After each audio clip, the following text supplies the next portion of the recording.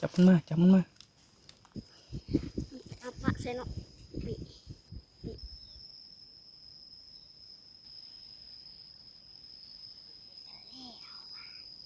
เรียบร้อย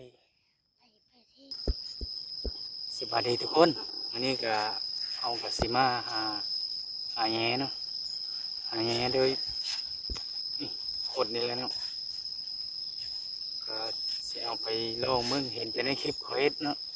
จักสิได้หรือว่าเขาเอ็ดเนาะก็ไปเบิ่งนำกันเนาะมันสิได้หรือว่าคันถ้าหาแบบนี้ไม่ได้ก็หาวิธีไม่เนาะเอาล่ะทุกคนเราก็เห็นแล้วเนาะหูแง่นี่เดี๋ยวเราสิลองเลยเนาะบ่ฮู้สิได้ผลหรือบ่เนาะ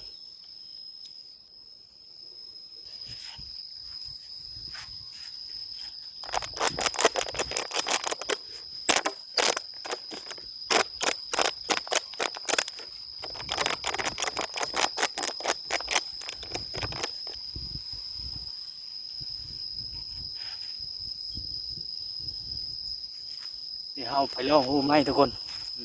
บ่เป็นจะได้ปานใดเห็นอีกแล้วเนาะเดี๋ยวมาลองน้ำกันอีกโอ้โหนี่ใหญ่ได้เนาะหูใหญ่นะ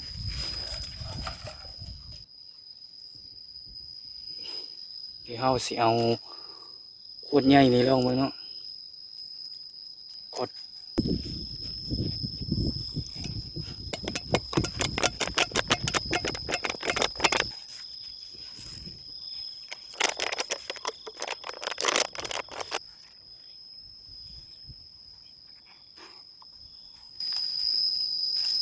เดี๋ยวเราสิลองมึงเนาะถ้าไม่ได้แบบนี้ก็จักสิว่าจังใดเนาะเห็นตัวแง่เข้าแท้ๆดีหูมัน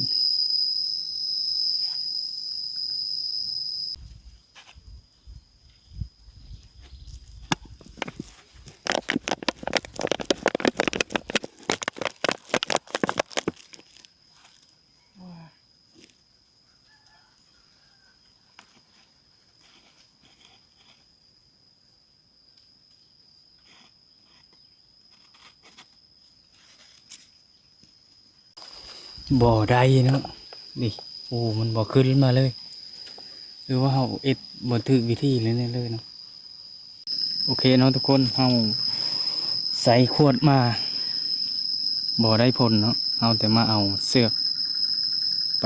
แต่งโมงอะเอ็ดโมงแต่งเดี๋ยวเรามีผู้มาลาอีกผู้หนึงเนาะมาลาซอยเฮาหาแย้นน้ำกัน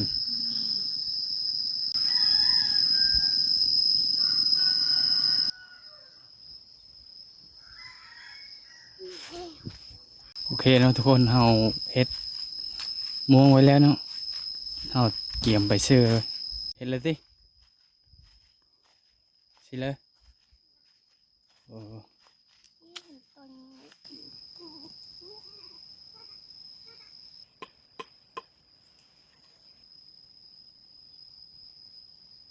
เอาซื้อแล้วเนาะคู่หนึ่งเดี๋ยวไปหาคู่ที่สองอีกเอาเอ็ดบ่หลายๆเนาะประมาณ5 โมงทำถือก็ได้กันดีได้วิธีนี้ก็คือว่าวิธีขุดอย่างเดียวแล้วเนาะขุดแล้วเลยแบบเห็นนี่ละเอาเห็นตัวมันเท่าบ่ เห็น เออ เนี่ย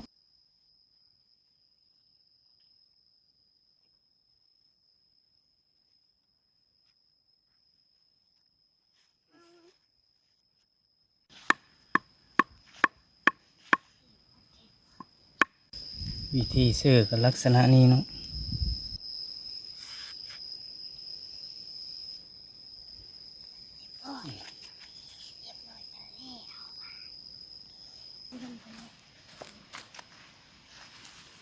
นี่เดี๋ยวแต่งเอามือ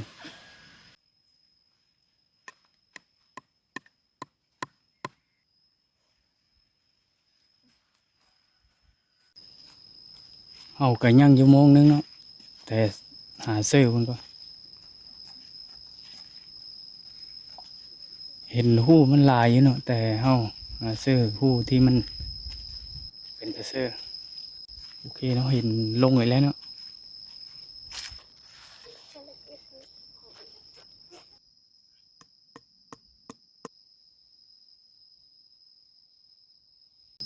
แล้วเนาะทุกคนเฮาก็ซื้อได้ครบ5 โมงเป็นที่เรียบร้อยเนาะเดี๋ยวเฮาสิรอลุ้นว่ามันสิได้จักโตเนาะอีกจังน้อยเนาะจังไปหายามเบิ่งเดี๋ยวเฮามายามกันเลยเนาะโอ้บ่ถือเว้ยยังโมงยัง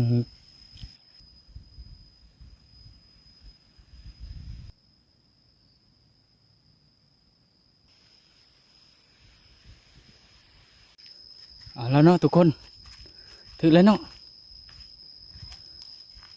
ถือแล้วเรียบร้อยเดี๋ยวสิดึงขึ้นมาดึงอย่าโจกดึงได้ป่ะ มันหนักเนาะ แง้วคอยเอานั่นเลย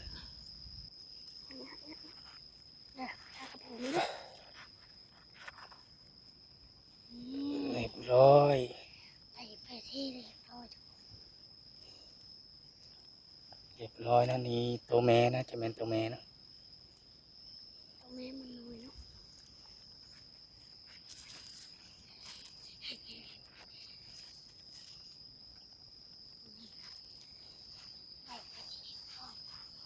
เมื่อวัด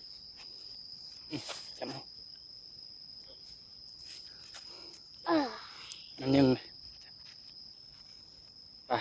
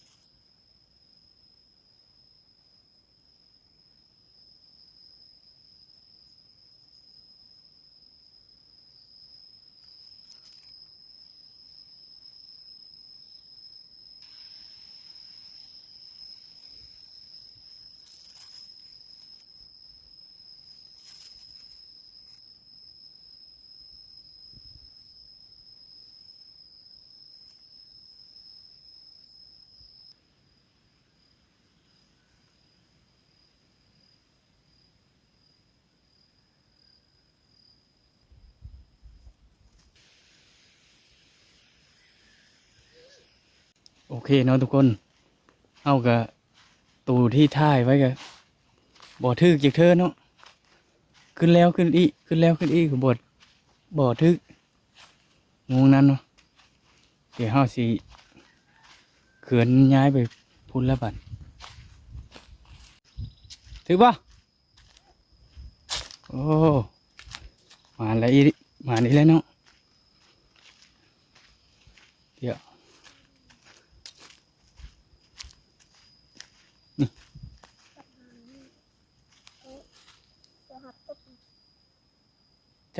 จับขึ้นเอาจับมันมาเอาเรียบร้อย ขนาดโมงน้อย เรียบร้อยพี่น้องเรียบร้อย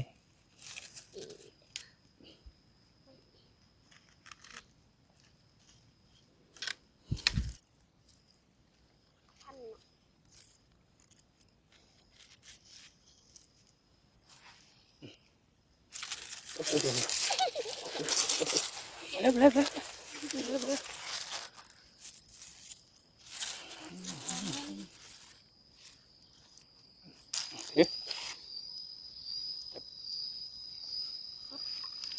ยังนะจับยัง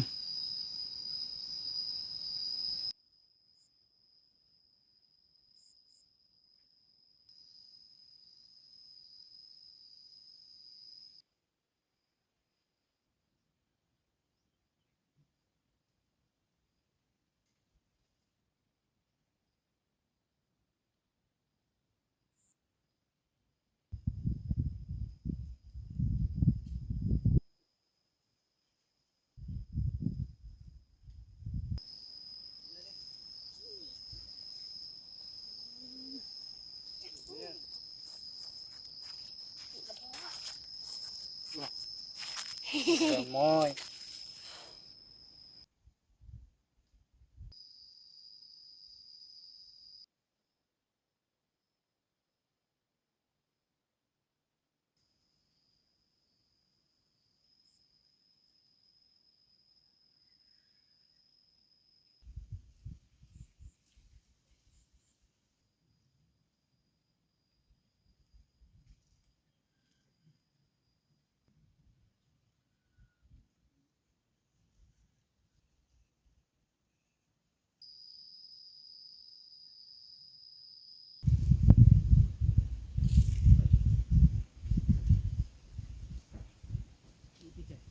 ถือเลยถือเลยทุกคนเดี๋ยวเอาละทุกคนเลยถือแล้วคอยดึง ยักษ์โคทุกคนยักษ์โคอ่าขึ้นมาแล้วขึ้นมาแล้วขึ้นมาแล้วขึ้นมาแล้วโอ้โห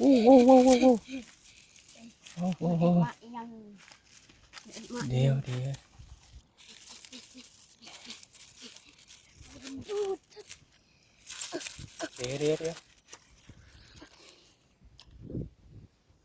จับเอาโอเคเอามาเลยยังลอย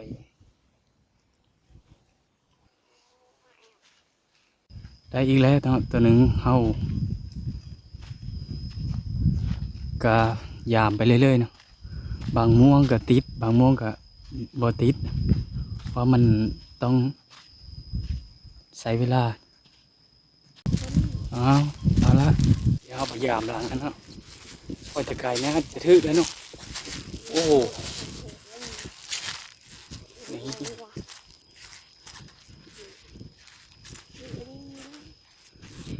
โอ้ตัวกูเลยนะกูเลยตัวนี้งามเลยโอ้แห้งขนาดเนาะ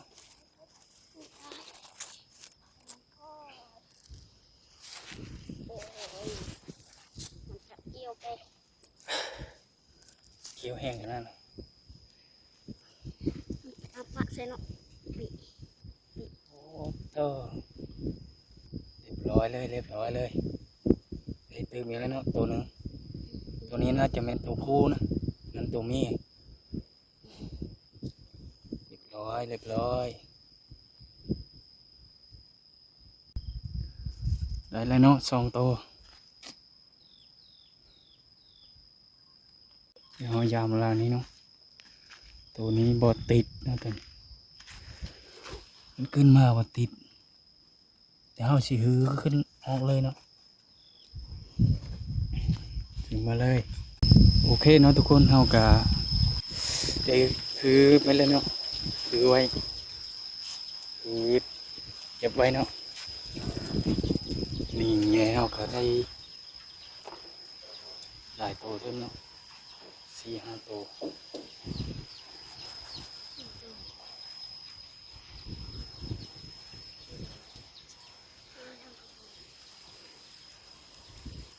โอเคนะทุกคนคลิปนี้ก็บ่มีอย่างไรเนาะ